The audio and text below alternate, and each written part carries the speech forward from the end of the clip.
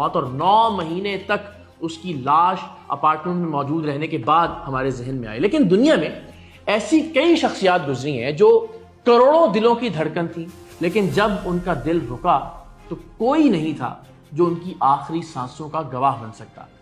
کسی کی لاش گھنٹوں بعد ملی تو کوئی کئی دنوں تک بے یارو مددگار پڑا رہا۔ ہم کیسے بھول سکتے ہیں اپنے چاکلیٹی ہیرو وحید مراد کو، کہ جن کے بولنے کے انداز، ڈریسنگ اور رومانوی سٹائل نے انہیں نوجوان نسل میں بے حد مقبول کیا تھا، لیکن فلم انڈسٹری کا یہ بے تاج بادشاہ دنیا سے ایسے رخصت ہوا کہ اپنے مداحوں کو رلا گیا۔ بے پناہ عروج دیکھنے کے بعد وحید مراد کی زندگی میں مشکل وقت بھی آیا۔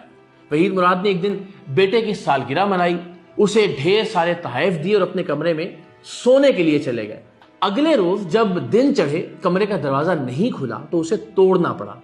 اندر وحید مراد چاکلیٹی ہیرو فرش پر اوندھے منہ پڑے ہوئے تھے۔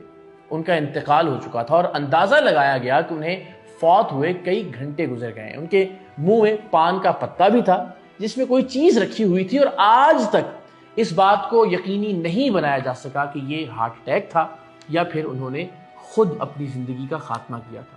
کاش کوئی ہوتا جو وحید مراد کی خاموشیوں کو سن سکتا، ان کی مسکراہٹ کے پیچھے چھپی ہوئی اداسی کو پڑھ سکتا، تو شاید وہ چاکلیٹی ہیرو جو کروڑوں دلوں پر راج کرتا تھا، محض 46 سال کی عمر میں اس دنیا کو اس انداز سے، اتنی خاموشی سے الوداع نہ کہتا۔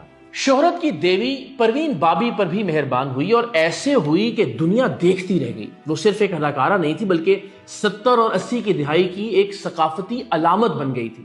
جوناگڑھ گجرات میں پیدا ہونے والی پروین بابی دلکش، حسین، بولڈ اور اپنے وقت سے کہیں آگے تھی، لیکن یہ چمکتی روشنی